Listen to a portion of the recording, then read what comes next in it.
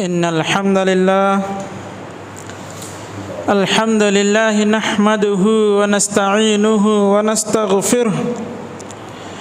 ونعوذ بالله من شرور أنفسنا وسيئات أعمالنا من يهده الله فلا مضل له ومن يضلله فلا هادي له وأشهد أن لا إله إلا الله وأشهد أن محمدا عبده ورسوله وبعد يا أيها الذين آمنوا اتقوا الله وقولوا قولا سديدا يصلح لكم أعمالكم ويغفر لكم ذنوبكم ومن يطع الله ورسوله فقد فاز فوزا عظيما أما بعد فإن خير الحديث كتاب الله وخير الهدي هدي محمد صلى الله عليه وسلم وشر الأمور محدثاتها وكل محدثة بدعة وكل بدعة ضلالة وكل ضلالة في النار. أعوذ بالله السميع العليم من الشيطان الرجيم. بسم الله الرحمن الرحيم. قاف والقرآن المجيد بل عجبوا أن جاءهم منذر منهم فقال الكافرون هذا شيء عجيب أإذا متنا وكنا ترابا ذلك رجع بعيد قد علمنا ما تنقص الأرض منهم وعندنا كتاب حفيظ بل كذبوا بالحق لما جاءهم فهم في أمر مريج أفلم ينظروا إلى السماء فوقهم كيف بنيناها وزيناها وما لها من فروج والأرض مددناها وألقينا فيها رواسي وأنبتنا فيها من كل زوج بهيج تبصرة وذكرى لكل عبد منيب ونزلنا من السماء ماء مباركا فأنبتنا به جنات وحب الحصيد والنخل باسقات لها طلع نضيد رزقا للعباد وأحيينا به بلدة ميتا كذلك الخروج كذبت قبلهم قوم نوح وأصحاب الرس وثمود وعاد وفرعون وإخوان لوط وأصحاب الأيكة وقوم تبع كل كذب الرسل فحق وعيد أفأعينا بالخلق الأول بل هم في لبس من خلق جديد. قال الله تعالى في القرآن الكريم نون والقلم وما يسطرون ما أنت بنعمة ربك بمجنون وإن لك لأجرا غير ممنون وإنك لعلى خلق عظيم. عن أبي ذر جنادة رضي الله تعالى عنه قال اتق الله حيثما كنت وأتبع السيئة الحسنة تمحها وخالق الناس بخلق حسن رواہ الترمذی. معزز حاضرین، ہر قسم کی تعریف اس اللہ رب العالمین کے لیے لائق و زیبا ہیں جنہوں نے ہم سب کو اس کائنات میں سب سے اشرف المخلوقات بنایا اور ہماری رشد و ہدایت کے لیے صحیح رہنمائی کے لیے راہ ضلالت سے ہٹا کر صراط مستقیم پر لانے کے لیے بے شمار انبیاء علیہم الصلاۃ والتسلیم کو مبعوث فرمایا۔ ان میں سے سب سے آخری نبی، آخری کڑی پیارے نبی محمد صلی اللہ علیہ وسلم ہیں۔ ان سب پر درود و سلام نازل ہوں۔ اللہم صلی علیہ وبارک علیہ۔ معزز حاضرین، جب ہم نبی صلی اللہ علیہ وسلم کے اخلاق کے بارے میں گفتگو کرتے ہیں تو ہمیں یہ بات معلوم ہونا چاہیے کہ آپ اللہ کے نبی ہیں اور آپ صلی اللہ علیہ وسلم تمام انبیاء کے امام اور سردار ہیں، اور نبیوں کی تربیت اور تزکیہ خود اللہ رب العالمین کرتے ہیں۔ یعنی نبیوں کا مربی، اس کی تربیت کرنے والا خود اللہ رب العالمین ہیں۔ یہی وجہ ہے کہ انبیاء کرام عمدہ اخلاق اور اعلیٰ اخلاق پر فائز ہیں۔ معزز سامعین کرام، اللہ رب العالمین نے قرآن کریم کے اندر نبی صلی اللہ علیہ وسلم کے اخلاق سے متعلق فرمایا، اِنَّكَ لَعَلَىٰ خُلُقٍ عَظِيمٍ۔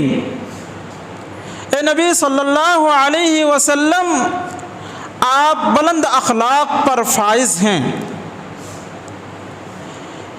اس آیت کی تفسیر میں ہے کہ جب اماں عائشہ صدیقہ رضی اللہ تعالی عنہا سے نبی صلی اللہ علیہ وسلم کے اخلاق سے متعلق سوال کیا گیا کہ آپ کا اخلاق کیسا تھا، تو انہوں نے بہت ہی پیارا جواب دیا، کان خلقہ القرآن، کہ آپ صلی اللہ علیہ وسلم کا اخلاق قرآن مجید تھا۔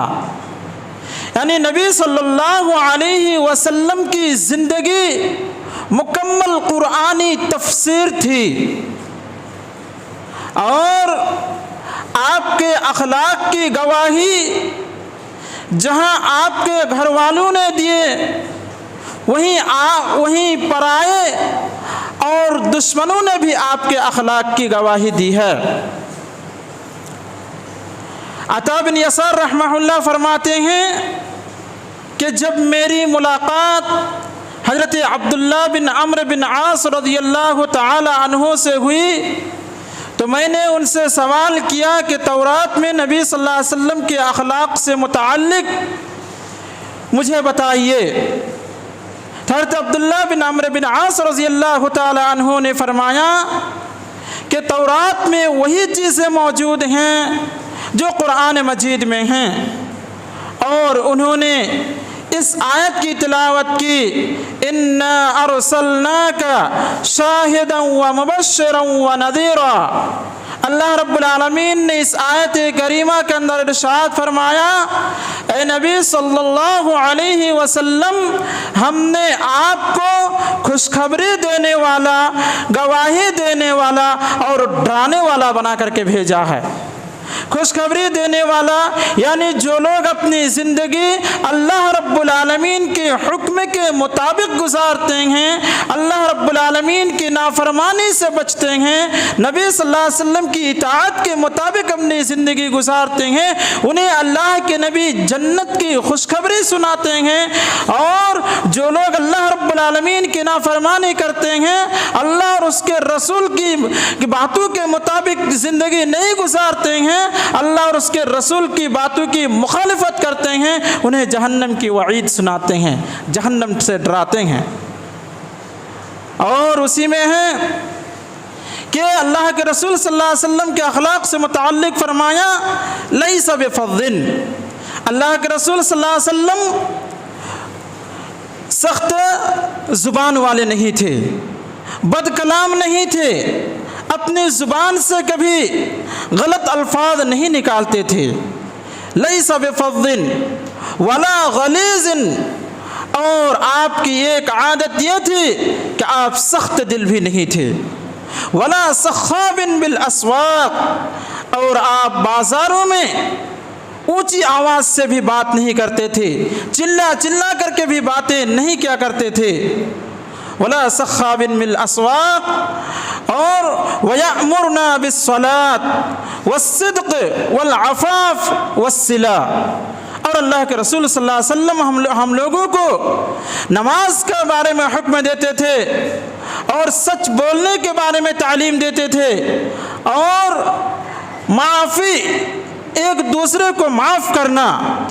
اور صلہ رحمی، ایک دوسرے کے ساتھ رشتہ داری، خوشگوار تعلقات قائم کرنے کی اللہ کے رسول صلی اللہ علیہ وسلم ہمیں تعلیم دیتے تھے. اسی طریقے سے اماں خدیجہ رضی اللہ تعالی عنہا آپ صلی اللہ علیہ وسلم کے اخلاق سے متعلق گواہی دیتی ہیں کہ جب آپ پر پہلی وحی نازل ہوئی اور آپ گھبراہٹ کے عالم میں پریشان ہو کر کے غار حرا سے گھر تشریف لائے، بہت ہی بے چین اور پریشان تھے، اور آپ یہ کہہ رہے تھے خدیجہ ایسا لگ رہا ہے کہ اب میری جان نہیں بچے گی، اب میں ختم ہو جاؤں گا. تو اس موقع پر آپ صلی اللہ علیہ وسلم کی چہیتی بیوی اماں خدیجہ رضی اللہ تعالی عنہا نے آپ صلی اللہ علیہ وسلم سے فرمایا کلا، ہرگز ایسا نہیں ہو سکتا ہے، ہرگز ایسا نہیں ہو سکتا ہے. فواللہ لا یخزیک اللہ ابدا، اللہ کی قسم اللہ تعالی کبھی آپ کو رسوا نہیں کرے گا. کیوں رسوا نہیں کرے گا؟ وجہ یہ ہے کہ تصدق الحدیث، آپ ہمیشہ سچ بولتے ہیں. وتحمل الکل، اور آپ بوجھ برداشت کرتے ہیں، لوگوں کا بوجھ برداشت کرتے ہیں. وتکسب المعدوم، اور جو مفلس غریب قسم کے لوگ ہیں، جو بہت ہی پریشان حال لوگ ہیں، آپ ان کی تعاون کرتے ہیں، آپ انہیں کما کر کے دیتے ہیں. وتقری الضیف، اور آپ مہمان نواز ہیں، آپ مہمانوں کی مہمان نوازی کرتے ہیں. وتعین علی نوائب الحق، اور آپ حق کے واقعات میں لوگوں کی مدد کرتے ہیں. یہ صفات آپ کے اندر موجود ہیں. ان صفات کے ہوتے ہوئے اللہ رب العالمین کبھی آپ کو رسوا نہیں کرے گا، آپ کو برباد نہیں کرے گا. یہ وقتی پریشانی ہے، یہ پریشانی ختم ہو جائے گی. اس لیے آپ کو گھبرانے کی ضرورت نہیں ہے، اور آپ کو کبھی پریشان ہونے کی بھی ضرورت نہیں ہے. معزز سامعین کرام، اور آپ کے اخلاق کی گواہی آپ کے دشمنوں نے بھی دی ہے. جب اللہ کے رسول صلی اللہ علیہ وسلم نے سن 6 ہجری میں صلح حدیبیہ کے درمیان اسلام کی دعوت دینے کے لیے، اسلام کی دعوت کو قبول کرنے کی دعوت کے لیے اللہ کے رسول صلی اللہ علیہ وسلم نے روم کے بادشاہ ہرقل کو خط لکھا، تو اس وقت ابو سفیان بھی اپنی کچھ جماعت کے ساتھ روم کے اندر موجود تھے. جب آپ کا خط ہرقل تک پہنچا تو انہوں نے ابو سفیان اور ان کے ساتھیوں کو اپنے دربار میں بلایا اور کہا کہ یہ خط میرے پاس فلاں کی جانب سے آیا ہے، تو میں تم سے ان کے بارے میں کچھ سوال کرنا چاہتا ہوں، کچھ پوچھنا چاہتا ہوں. اگر تم ان کے متعلق جانتے ہو تو تم مجھے اس کے بارے میں ضرور خبر کرنا. تو انہوں نے سب سے پہلا جو انہوں نے سوال کیا کہ ابو سفیان مجھے بتاؤ. یاد رہے کہ اس وقت ابو سفیان مسلمان نہیں ہوئے تھے. تو انہوں نے ابو سفیان سے پوچھا کہ تم یہ بتا کہ وہ تمہیں کس چیز کی تعلیم دیتے ہیں. تو ابو سفیان نے کہا یقول اعبدوا اللہ وحدہ ولا تشرکوا بہ شیئا واترکوا ما یقول آباؤکم. انہوں نے کہا کہ ہمیں وہ اس بات کی تعلیم دیتے ہیں کہ ایک اللہ رب العالمین کی عبادت کرو، ولا تشرکوا بہ شیئا، اور تم اس کے ساتھ کسی بھی چیز کو شریک نہ کرو، اور تم ان وَاتْرُكُوا مَا يَقُولُ آبَاؤُكُمْ، اور تمہارے آباء و اجداد جن باتوں کے دعوے دار تھے، جن چیزوں کے بارے میں دعویٰ کرتے تھے، تم ان چیزوں کو چھوڑ دو اور ہمیں وہ نماز کی تعلیم دیتے ہیں۔ معزز سامعین کرام، یہ تھا آپ کے دشمن جو ابو سفیان اس وقت تک مسلمان نہیں ہوئے تھے۔ آپ کے بارے میں انہوں نے اس طرح سے فرمایا کہ ہم اس بات کی تعلیم دیتے ہیں کہ تم اللہ کے ساتھ کسی چیز کو شریک نہ کرو اور ایک اللہ رب العالمین کی عبادت کرو، اور اپنے آبا و اجداد کی باتوں کو تم چھوڑ دو۔ جب یہ باتیں ہرقل نے سنا تو انہوں نے کہا کہ اگر تم اپنی باتوں میں سچے ہو اور وہ اسی طرح سے ہیں، اور ایک سوال جو انہوں نے ان سے کیا تھا وہ یہ ہے کہ کیا تم نے کبھی ان کے نبی بننے سے پہلے، یعنی محمد صلی اللہ علیہ وسلم کے نبوت کا دعویٰ کرنے سے پہلے کبھی تم نے ان سے جھوٹ بولتے ہوئے یا اس طرح سے دعویٰ کرتے ہوئے سنا؟ تو انہوں نے کہا کہ نہیں، ہم نے پہلے کبھی نہیں سنا تھا۔ پھر جب انہیں اللہ نے نبی بنایا، نبی بننے کے بعد انہوں نے ہمیں اس طرح سے دعوت دینی شروع کی۔ تو پھر ابو سفیان نے فرمایا کہ ہرقل نے کہا کہ اگر انہوں نے نبی بننے سے پہلے اللہ رب العالمین پر کوئی جھوٹ بات نہیں کہا، کوئی جھوٹ بات اللہ رب العالمین سے متعلق نہیں گڑھا، تو یقین ہے کہ نبی بننے کے بعد بھی وہ کبھی جھوٹ نہیں بول سکتا ہے۔ جب نبی بننے سے پہلے اس طرح کا دعویٰ نہیں کیا، اس کا مطلب یہ ہے کہ اگر ابھی وہ نبی ہونے کی دعوت دے رہا ہے، ایک اللہ کی عبادت کی دعوت دے رہے ہیں، اس کا مطلب ہے کہ وہ اپنی باتوں میں سچے ہیں۔ اور مجھے یقین تھا کہ ایک نبی آنے والے ہیں، اور وہ نبی ایک دن ہماری ملکیت، ہماری بادشاہت کے بھی وہ مالک بن جائیں گے۔ اور اگر تم اپنی باتوں میں سچے ہو، مجھے یقین تھا کہ ایک نبی آنے والے ہیں اور وہ آ گئے ہیں، اور اب وہ تم ان کی باتوں کو مانو یا نہ مانو، وہ تم لوگوں پر چھا جائیں گے، اور وہ یقیناً کچھ دنوں کے بعد وہ اس روم کے بھی بادشاہ بن جائیں گے۔ یہ آپ کے دشمن ابو سفیان کا ایمان لانے سے پہلے کا واقعہ ہے۔ معزز سامعین کرام، نبی کریم صلی اللہ علیہ وسلم کے اخلاق سے متعلق اللہ رب العالمین نے سورہ احزاب کے اندر ارشاد فرمایا، لقد کان لکم فی رسول اللہ اسوۃ حسنہ، کہ لوگوں رسول کی زندگی میں تمہارے لیے بہترین نمونہ ہے۔ حالانکہ سورہ احزاب کی آیت ہے، اور یہ جو آیت کریمہ نازل ہوئی ہے وہ جنگ کے ضمن ہی میں نازل ہوئی ہے۔ وجہ یہ ہے کہ نبی صلی اللہ علیہ وسلم جنگ کے میدان میں پریشان کیے گئے، آپ کے چہرے کو زخم پہنچایا گیا، آپ کے رباعی دانت شہید کر دیے گئے، آپ بھوک کی وجہ سے آپ کو پیٹ پر پتھر باندھنے پر مجبور کیا گیا، اور آپ خندق میں، جنگ خندق میں خود صحابہ کرام کے ساتھ خندق کھودنے میں شریک ہوئے، اور آپ نے تکلیفیں اٹھائی، مشقت برداشت کرنے کے بعد اتنا بڑا خندق کھودے، اور اس کے بعد مکمل ایک مہینے تک دشمن کی مخالفت میں کھڑے رہے، اتنی تکلیفیں برداشت کی۔ لہذا صحابہ کرام کی جماعتوں، تمہیں چاہیے کہ تم مکمل طور پر نبی کا ساتھ دو، اور نبی کو اپنے زندگی کے لیے مکمل اسوہ اور آئیڈیل بناؤ، اور تم کبھی اس کی مخالفت نہ کرو، اس لیے کہ وہ خود تمہارے ساتھ ہے اور ہر طرح کی تکلیفیں وہ خود برداشت کر رہے ہیں، اس لیے نبی کی زندگی میں تمہارے لیے ایک بہترین نمونہ ہے، لہذا تم نبی صلی اللہ علیہ وسلم کی اتباع کرو اور اس کی باتوں کے مطابق چلو۔ مفسرین کرام فرماتے ہیں کہ یہ آیت اگرچہ جہاد سے متعلق ہے، جنگ اور قتال سے متعلق ہے، لیکن یہ آیت کریمہ عام ہے، زندگی کے ہر میدان میں، چاہے وہ تجارت کے میدان میں ہو، سیاست کے میدان میں ہو، معاشیت کے میدان میں ہو، چاہے انسان جس زندگی سے متعلق رہتا ہو، تعلق رکھتا ہو، جس شعبہ حیات سے وہ جڑا ہوا ہو، یہ آیت کریمہ عام ہے، اس کی تعلیم عام ہے۔ معزز سامعین کرام، حضرت مالک بن حویرث رضی اللہ تعالیٰ عنہ بیان کرتے ہیں کہ ایک مرتبہ کچھ لوگ اللہ کے رسول کی خدمت میں حاضر ہوئے، وہ سب نوجوان قسم کے لوگ تھے۔ جب وہ لوگ آپ کی خدمت میں حاضر ہوئے، آپ کی عبادت کے طریقہ کو دیکھا، آپ کی زندگی کو صحیح طریقے سے دیکھا اور اپنی آنکھوں سے دیکھ لیا، اس کے کچھ دنوں کے بعد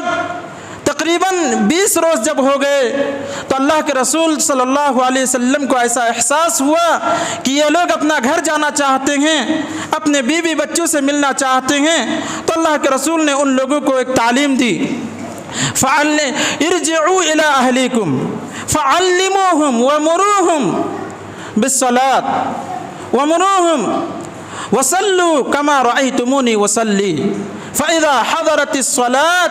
فَلْيُؤَذِّنْ لَكُمْ أَحَدُكُمْ وَلْيَؤُمَّكُمْ أَكْبَرُكُمْ۔ 20 روز کے بعد اللہ کے رسول کو احساس ہو گیا کہ یہ نوجوان لوگ ہیں، انہیں اپنے بیوی بچوں سے ملنے کی خواہش ہے، لہذا اللہ کے رسول نے ایک خاص تعلیم دی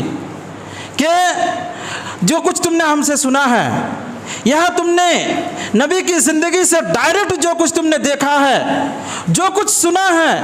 ان باتوں کو جا کر کے اپنے گھر والوں کو سکھلاؤ، اپنے بچوں کو ان کی تلقین کرو، اپنے گھر والوں کو، اپنے سماج اور اپنے معاشرے کے لوگوں کو ان باتوں کی تعلیم دو کہ ہم نے نبی کے دربار میں جا کر کے یہ کام ہم نے دیکھا ہے، اور انہیں نماز کا حکم دو اور انہیں اس بات کی تلقین کرو، صلو کما رأیتمونی وصلی۔ بخاری کی روایت ہے، اللہ کے رسول نے ان سے فرمایا کہ تم لوگ اسی طرح سے نماز پڑھنا جس طرح سے تم نے مجھے نماز پڑھتے ہوئے دیکھا ہے۔ اللہ کے رسول نے یہ تعلیم دی صحابہ کرام کو، جو صحابہ کرام دین سیکھنے کے لیے آئے تھے، اللہ کے نبی کی زندگی کا اپنی آنکھوں سے مشاہدے کے لیے آئے تھے۔ اللہ کے رسول نے ان لوگوں کو یہ تعلیم دی، صلو کما رأیتمونی وصلی، کہ تم لوگ اسی طرح سے نماز پڑھنا جس طرح سے تم لوگوں نے مجھے نماز پڑھتے ہوئے دیکھے ہو۔ اور جب نماز کا وقت ہو جائے، تم میں سے ایک شخص اذان پکارے، اور تم میں سے جو شخص بڑے ہوں، یعنی عمر کے لحاظ سے، قرآن کی تلاوت کے اعتبار سے، زہد و تقوی کے اعتبار سے جو بڑے ہوں، وہ شخص تمہاری امامت کرائے۔ اس حدیث، یہ بخاری شریف کی حدیث ہے، اس حدیث سے پتہ چلا، اس سے پہلے آیت کریمہ تھی لَقَدْ كَانَ لَكُمْ فِي رَسُولِ اللَّهِ أُسْوَةٌ حَسَنَةٌ، کہ رسول کی زندگی میں تمہارے لیے بہترین نمونہ ہے، بہترین نمونہ۔ یہاں اللہ کے رسول صلی اللہ علیہ وسلم اس حدیث کے اندر ان نوجوانوں کو تعلیم دے رہے ہیں کہ تم اسی طریقے سے نماز ادا کرنا جیسی نماز تم نے مجھے پڑھتے ہوئے دیکھے ہو، جیسے میں نماز ادا کرتا ہوں تم لوگ بھی اسی طریقے سے نماز ادا کرنا اور لوگوں کو اسی چیز کی تعلیم دینا۔ اس حدیث سے سمجھ میں آیا کہ ہماری نماز ویسی ہونی چاہیے جیسی نماز اللہ کے رسول صلی اللہ علیہ وسلم پڑھا کرتے تھے، جس طرح سے نماز پڑھنے کا ثبوت صحیح احادیث رسول صلی اللہ علیہ وسلم میں موجود ہیں، ہمیں اسی طرح سے نماز پڑھنا چاہیے، اس لیے کہ عبادت کے قبول ہونے کے لیے 2 اہم شرائط ہیں۔ پہلی شرط، اس عبادت سے متعلق اللہ کا حکم ہو، دوسری چیز وہ عبادت نبی صلی اللہ علیہ وسلم کے عبادت کے جیسے ہو، یعنی جس طرح سے آپ صلی اللہ علیہ وسلم نے عبادت کر کے دکھایا آپ کی اطاعت کے مطابق ہونا چاہیے۔ معزز سامعین کرام، بات ہو رہی تھی آپ صلی اللہ علیہ وسلم کے اخلاق سے متعلق، تو اس واقعے سے جو ہمیں سمجھ میں آیا کہ آپ صلی اللہ علیہ وسلم نے ان نوجوانوں کے چہرے پر اثر کو دیکھا، ان کی زندگی کو ٹٹولا، تو سمجھ میں آیا کہ وہ لوگ اب زیادہ دن یہاں نہیں رک سکتے، یہ اپنے بیوی بچوں کے خواہش مند ہیں، لہٰذا انہیں ان تک بھیج دیا جائے۔ معزز سامعین کرام، حسن اخلاق کی بات اگر کی جائے تو مسند احمد کی وہ روایت جس میں اللہ کے رسول صلی اللہ علیہ وسلم نے ارشاد فرمایا، اثقل فی المیزان یوم القیامت الخلق الحسن، کہ قیامت کے دن توحید کے بعد سب سے زیادہ بھاری اور وزنی چیز جو ترازو میں ہوگی وہ چیز یہ حسن اخلاق ہے۔ اگر کسی شخص کا اخلاق بہتر ہیں، اچھے اخلاق والے ہیں، تو توحید کے بعد سب سے زیادہ وزنی چیز قیامت کے دن یہی چیز ہوگی، حسن خلق، اچھا اخلاق، یہی چیز سب سے زیادہ قیامت کے دن ترازو میں وزندار ہوگی۔ معزز سامعین کرام، اور خطبہ مسنونہ کے بعد جو حدیث شریفہ پڑھی گئی تھی اس میں بھی اللہ کے رسول صلی اللہ علیہ وسلم نے فرمایا، حضرت ابو ذر رضی اللہ تعالی عنہ اور حضرت معاذ بن جبل رضی اللہ تعالی عنہ راوی حدیث ہیں، وہ کہتے ہیں اتق اللہ حیثما کنت۔ اللہ کے رسول صلی اللہ علیہ وسلم نے لوگوں کو یہ تعلیم دی کہ تم جہاں کہیں بھی رہو،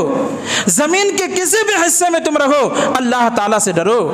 اتق اللہ، اللہ تعالیٰ سے ڈرو، حیثما کنت، تم جہاں کہیں بھی رہو۔ وَأَتْبِعِ السَّيِّئَةَ الْحَسَنَةَ تَمْحُهَا، اور جب تم سے کوئی غلطی ہو جائے، کوئی گناہ ہو جائے، اللہ کی نافرمانی تم سے ہو جائے تو اس کے فوراً بعد نیکی کرو۔ وَأَتْبِعِ السَّيِّئَةَ الْحَسَنَةَ تَمْحُهَا، اور برائی کے بعد تم فوراً نیکی کرو، اس لیے کہ وہ نیکیاں تمہاری برائیوں کو ختم کر دے گی۔ اور قرآن مجید میں ہے اللہ تعالیٰ فرماتا ہے یذہبن السیئات، کہ یہ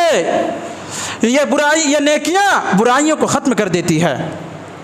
اور آخر میں اس حدیث کا ٹکڑا ہے وَخَالِقِ النَّاسَ بِخُلْقٍ حَسَنٍ، لوگوں سے اچھے اخلاق سے پیش آؤ،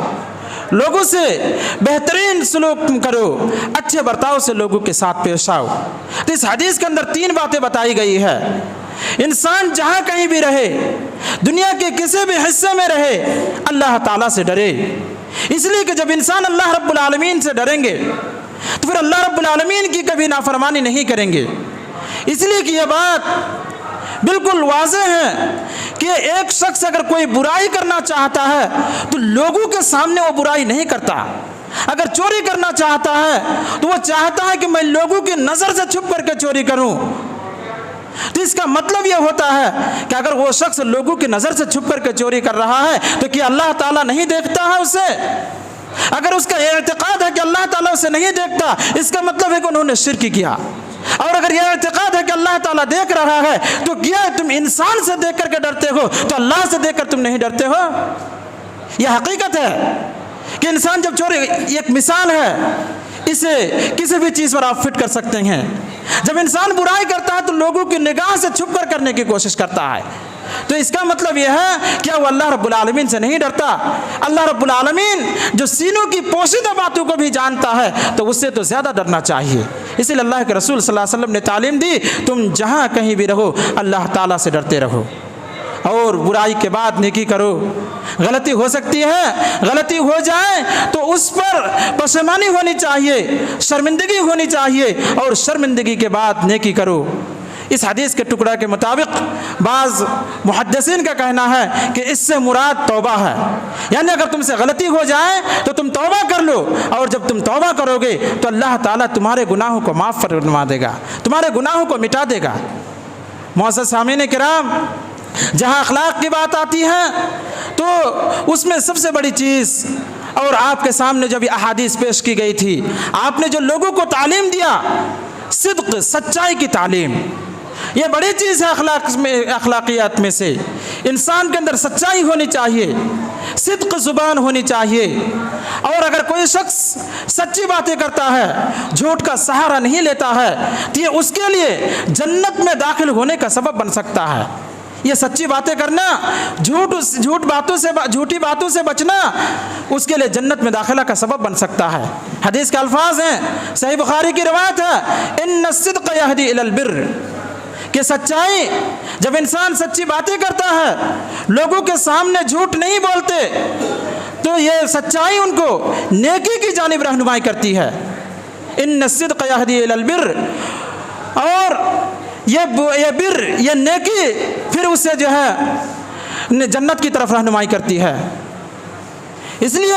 لوگوں کو چاہیے کہ برائی، جھوٹی باتوں سے بچے اور سچی باتوں کو وہ لازم پکڑے، اس لیے کہ انسان جب سچی باتوں کا سہارا لیتا ہے تو اللہ تعالیٰ اس کے لیے ایسے راستے نکال دیتے ہیں کہ اس کے بارے میں سوچ بھی نہیں سکتے۔ معزز سامعین کرام، بات آئی تھی اللہ رب العالمین سے ڈرنے کی، تو حضرت یوسف علیہ السلام کا جو واقعہ ہے، ان کی پوری زندگی کا جو خلاصہ ہے، انہیں بلا کسی جرم کے جب قید میں ڈال دیا گیا، انہوں نے صبر کیے، اللہ رب العالمین کا تقوی اختیار کیا، اور جس واقعے میں اسے مجرم بنا کر کے قید میں ڈالا گیا تھا، انہوں نے جھوٹ کا سہارا نہیں لیا اور اللہ رب العالمین کا تقوی اختیار کیا، تو جیل میں جانے کے بعد بھی اللہ رب العالمین نے ایسے انعامات سے نوازا کہ وہ مصر کا بادشاہ بن گئے۔ اللہ رب العالمین نے سورہ یوسف آیت نمبر 90 کے اندر نقشہ کھینچا ہے، انہ من یتقی ویصبر فان اللہ لا یضیع اجر المحسنین۔ انہ من یتقی، جو شخص اللہ رب العالمین سے ڈرتا ہے، ویصبر، اور ڈر کے ساتھ ساتھ اللہ سے صبر بھی کرتا ہے، فإن اللہ لا یضیع اجر المحسنین، اللہ تعالیٰ نیکی کرنے والوں کے نیکی کا بدلہ دیتا ہے اور اس کے نیکی کو اللہ رب العالمین کبھی ضائع نہیں کرتا ہے۔ اسے مختصراً آپ کے سامنے بیان کیا گیا، یعنی زلیخا نے جب آپ پر الزام لگایا غلط حرکت کا تو انہوں نے، حالانکہ ان کے ساتھ کوئی غلطی نہیں کی، انہوں نے اللہ رب العالمین کا ڈر اور اس کا خوف اپنے اندر پیدا کیا، تو اللہ رب العالمین نے اسے یہ انعام دنیا کے اندر عطا کیا کہ وہ مصر کے بادشاہ بن گئے۔ اور پھر جب اس کے بھائی لوگ اس کے سامنے حاضر ہوئے اور ان کے بھائیوں کو جب پتہ چلا کہ یہی یوسف ہیں جن کو ہم لوگوں نے کنویں میں ڈالا تھا، تو پھر ان لوگوں نے پھر حضرت یوسف علیہ السلام سے معافی کی درخواست کی۔ تو حضرت یوسف علیہ السلام نے کہا تھا لا تثریب علیکم اليوم اذهبوا انتم الطلقاء، کہ آج تم پر کوئی سرزنش نہیں ہے، تم سب کے سب آزاد ہو۔ معزز سامعین کرام، اور اگر نبی صلی اللہ علیہ وسلم کی زندگی کا مشاہدہ کیا جائے، سیرت نبی صلی اللہ علیہ وسلم کا مطالعہ کیا جائے، تو آپ کو پتہ چلے گا کہ فتح مکہ کے موقع پر وہ سارے دشمنان اسلام جنہوں نے آپ کو تکلیفیں دی تھی، آپ کو پریشان کیا تھا، آپ کو گھر سے نکلنے پر مجبور کیا تھا، آپ کی دعوت کو روکنے کی ہر طرح سے کوششیں کی تھی، وہ سارے دشمنان اسلام آپ کے سامنے موجود تھے۔ اگر آپ چاہتے تو گن گن کر ہر ایک کا بدلہ لے سکتے تھے، لیکن قربان جائیے ایسے نبی پر۔ نبی صلی اللہ علیہ وسلم نے اعلیٰ اخلاق کا ثبوت دیا، عمدہ اخلاق کا ثبوت دیا، اور ان تمام کو معاف فرما دیا اور عام معافی کا اعلان فرما دیا۔ معزز سامعین کرام، نبی صلی اللہ علیہ وسلم کے اخلاق جہاں انسانوں کے ساتھ، لوگوں کے ساتھ اچھے برتاؤ تھے، وہیں آپ صلی اللہ علیہ وسلم کبھی جب سفر کے لیے نکلتے تھے،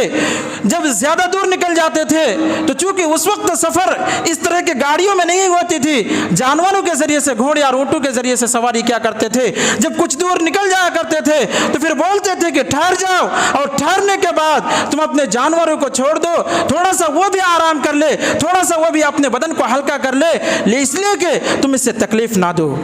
معزز سامعین کرام، یہ نبی صلی اللہ علیہ وسلم کے اخلاق ہیں۔ یہی وجہ ہے کہ مذہب اسلام نے ایک کتے کو پانی پلانے پر جنت کی بشارت دی ہے، اور ایک بلی کے جان لینے کی وجہ سے اسے جہنم کی وعید سنائی ہے۔ یہ اسلامی تعلیم ہے۔ معزز سامعین کرام، اللہ کے رسول صلی اللہ علیہ وسلم کے زندگی سے متعلق اگر آپ دیکھیں گے، اما عائشہ رضی اللہ تعالیٰ عنہ بیان کرتی ہیں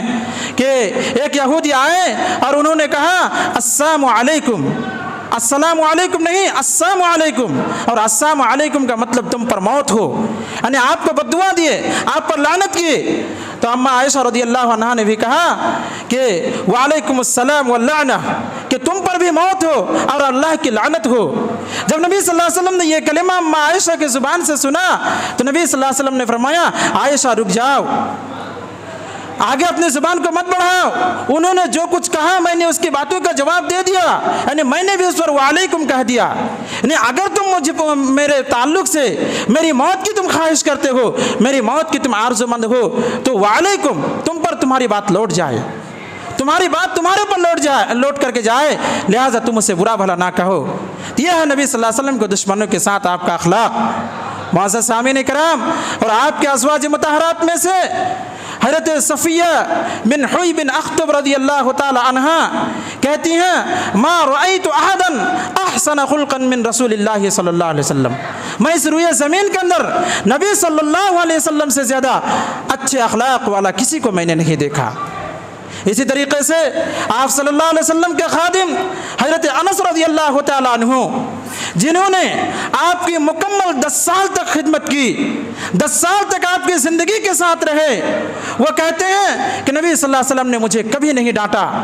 کبھی اف تک نہیں کہا، اور کبھی مجھے یہ نہیں فرمایا کہ تم کو فلاں کام کے لیے جانے کے لیے کہا تھا تو فلاں جگہ کیوں نہیں گئے، فلاں کام تم نے کیوں نہیں کیے، اس طرح تک بھی اللہ کے رسول نے ہمیں نہیں کہا۔ یہ ہے آپ کا خادم حضرت انس رضی اللہ تعالیٰ عنہ، جنہوں نے مکمل 10 سال تک آپ کی خدمت کی، لیکن آپ کے بارے میں، آپ کے اخلاق کے بارے میں یہ کہتے ہیں کہ میں نے کبھی آپ سے اس طرح کی باتیں نہیں سنی کہ آپ نے مجھے کبھی ڈانٹا ہو اور کہا کہ تم نے کیوں ایسا کیا اور ایسا کیوں نہیں کہا۔ معزز سامعین کرام، آپ صلی اللہ علیہ وسلم کی دو بڑی چیزیں، دو بڑی عادت، نرم دل اور نرم مزاجی، یہ اللہ رب العالمین نے ان دو چیزوں کو قرآن کریم کے اندر رحمت الہی قرار دیا۔ آپ صلی اللہ علیہ وسلم زبان سے کبھی سخت الفاظ نہیں نکالے، اور دل سے کبھی آپ نے کسی کو ڈانٹا نہیں۔ اللہ رب العالمین کو یہ دو چیزیں اتنی پسند آئی کہ قرآن کریم کے اندر سورہ آل عمران آیت نمبر 159 کے اندر فرمایا فَبِمَا رَحْمَةٍ مِّنَ اللَّهِ لِنْتَ لَهُمْ وَلَوْ كُنْتَ فَظًّا غَلِيظَ الْقَلْبِ لَانفَضُّوا مِنْ حَوْلِكَ کہ نبی صلی اللہ علیہ وسلم اللہ رب العالمین کی رحمت سے، اللہ کی رحمت کے باعث آپ لوگوں کے لیے نرم مزاج اور نرم دل ہیں، اور اگر آپ سخت مزاج ہوتے تو لوگ آپ سے الگ ہو جاتے،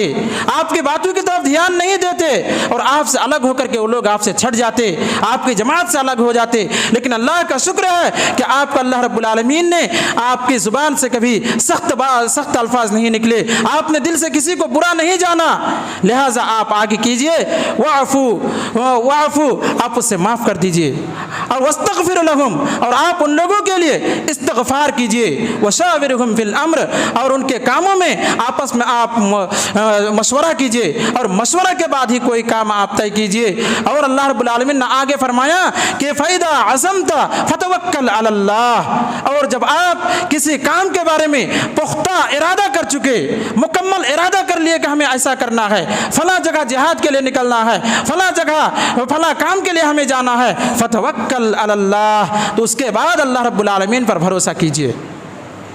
ان اللہ یحب المتوکلین اللہ تعالیٰ اپنے اوپر بھروسہ کرنے والوں کو پسند کرتے ہیں۔ اس آیت کریمہ میں کئی باتوں کی تعلیم دی گئی ہے۔ وَاعْفُوا وَاصْفَحُوا آپ ان لوگوں کو معاف کر دیجئے اور ان کے ساتھ اچھے رویے سے پیش آئیے، اور آپ کے درمیان کوئی معاملہ پیش آئے تو ان کے درمیان یعنی لوگوں کو لے کر کے آپ مشورہ کیجئے،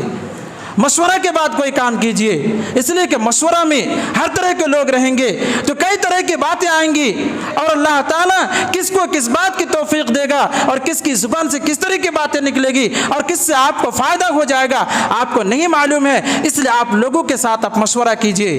اور مشورہ کے بعد بھی اللہ نے آگے کہا فَإِذَا عَزَمْتَ فَتَوَكَّلْ عَلَى اللَّهِ جب آپ پختہ ارادہ کر چکے تو اللہ پر بھروسہ کیجئے۔ ایسا نہیں کہ جو مشورہ ہوا لوگوں کی رائے آئی اور ان رائے میں سے کسی کو آپ نے قبول کر لیا تو اسی پر بھروسہ کر لیجئے، ایسا نہیں ہونا، اسی پر آپ مکمل اعتماد کر لیا، ایسا نہیں ہونا، بلکہ آپ کا اس کے بعد بھی یہ ہونا چاہیے کہ اللہ پر آپ کا بھروسہ ہونا چاہیے کہ ہم مشورہ کر رہے ہیں، میٹنگ ہو رہی ہے فلاں کام سے متعلق، لیکن یہ سب کچھ کام ہوگا تو اللہ رب العالمین کے حکم کے مطابق، اس کی توفیق سے اور اس کی مرضی کے مطابق ہوگی، اس کے مرضی کے بغیر کوئی بھی کام ہمارا نہیں ہو سکتا ہے۔ اور اللہ رب العالمین نے آگے کہا کہ اگر کوئی شخص اللہ رب العالمین پر بھروسہ کرتا ہے تو اللہ تعالیٰ اسے پسند کرتا ہے۔ معزز سامعین کرام، آج کے خطبہ جمعہ کا خلاصہ کلام یہ نکلا کہ نبی صلی اللہ علیہ وسلم کی زندگی میں ہمارے لیے ایک بہترین نمونہ ہے، اور اس بہترین نمونہ کو سمجھنے کے لیے یہ ایک مثال کافی ہے۔ ایک تلوار ہے، یہ تلوار اگر کسی ڈاکو کے ہاتھ میں پڑ جائے تو یہ تلوار پھر آلائے ظلم میں اس کا شمار ہوتا ہے۔ آلائے ظلم بولے تو وہ لوگوں پر ظلم زیادتی کرتا ہے۔ ایک ڈاکو اس تلوار کے ذریعے سے دوسرے کا گردن اڑاتا ہے، بیجا دوسرے کا خون بہاتا ہے، دوسرے پر ظلم زیادتی کرتا ہے، دوسرے کے مال کو اس تلوار کے ڈر سے چھین لیتا ہے۔ لیکن اگر یہی تلوار ایک مجاہد فی سبیل اللہ کے راستے میں لڑنے والے کے ہاتھ میں یہ تلوار آ جائے تو یہ تلوار پھر وسیلہ خیر بن جاتا ہے۔ اسی تلوار سے لڑ کر کے اپنے دشمن کو ختم کرتے ہیں، اپنے دشمن سے مقابلہ کرتے ہیں۔ قرآن کی حفاظت اسی تلوار سے ہوتی ہے، نبی صلی اللہ علیہ وسلم کی دین کی حفاظت اسی سے ہوتی ہے، اعلی کلمت اللہ کا کام اسی تلوار سے ہوتا ہے۔ یہ اخلاق کی مثال ہے۔ تلوار اگر ڈاکو کے ہاتھ میں گیا تو یہ اعلی ظلم بن گیا، اور اگر یہی تلوار ایک اللہ رب العالمین کے راستے میں لڑنے والے کے ہاتھ میں گئی تو پھر یہی تلوار دین کے سربلندی کا ذریعہ بن گئی۔ معزز سامعین کرام، تو پتہ چلا کہ اگر انسان کے اخلاق اچھے ہوں تو انسان اپنی زندگی کے ان مراحل کو طے کرتے ہیں جن مراحل کو طے کرنا ان کے لیے آسان نہیں ہوتا ہے۔ وہ عروج و ارتقاء کو حاصل کرتے ہیں، اور وہ قوم دنیا میں ترقی کرتی ہے اور دنیا کی سرفرازی کو حاصل کرتی ہے۔ اور یہ اخلاق ایک ایسی بہترین عمل ہے کہ ایک دوسرے میں توارث کے ساتھ یعنی اگر آپ کا اخلاق اچھا ہے تو آپ کے بچوں کے اخلاق اچھے ہوں گے، آپ کے گھر والوں کے اخلاق اچھے ہوں گے، یعنی آپ کی جو نسل چلے گی، بعد والی نسل بھی آئے گی تو ایک دوسرے سے وہ اخلاق کو حاصل کرتی رہے گی۔ آپ سماج کے اندر کبھی کبھی اس کا مشاہدہ کرتے ہیں، اپنے آنکھوں سے دیکھتے ہیں، جو عمر دراز لوگ ہیں جن کی عمر زیادہ ہو گئی ہے ان کو تجربہ ہوگا کہ فلاں خاندان ہمیشہ بدمعاشی میں مشہور ہے، کبھی انہیں سدھرنے کی توفیق نہیں ملی، اور فلاں خاندان ہمیشہ جو اخلاقیات میں مشہور ہے۔ اس لیے کہ اگر اخلاق اچھے ہوں تو ان سے ان کی اولاد سیکھتی ہے، اور اس طرح سے ایک دوسرے سے سیکھتے سیکھتے وہ چیز وراثت کے طور پر لوگ حاصل کرتے رہتے ہیں، اور جن کے اخلاق برے ہوں پھر وہ اپنی برائی کو لوگوں کا وارث بنا دیتا ہے، اور وہی برائی لوگوں کے درمیان چلتی رہتی ہے۔ اللہ سے دعا ہے کہ الہ العالمین تو ہم تمام لوگوں کو بلند اخلاق کو حاصل کرنے کے لیے ہمیں اپنی زندگی میں جو کچھ بھی کرنا پڑے اسے کرنے کی توفیق عطا فرما۔ الہ العالمین تو ہمیں اپنی زندگی نبی صلی اللہ علیہ وسلم کی زندگی کے مطابق گزارنے کی توفیق دے۔ الہ العالمین ہمارے درمیان جو برائیاں ہیں، جو خرابیاں ہیں، بری صفات، برے اخلاق ہیں، ان چیزوں کو ہمیں چھوڑنے کی توفیق دے۔ ہمیں سے جو لوگ دنیا سے گزر چکے، مولا تو انہیں قبر میں نور عطا فرما اور ان کی قبر کو نور سے منور کر دے، انہیں جنت الفردوس میں جگہ عطا فرما۔ آمین وآخر دعوانا ان الحمد للہ رب العالمین۔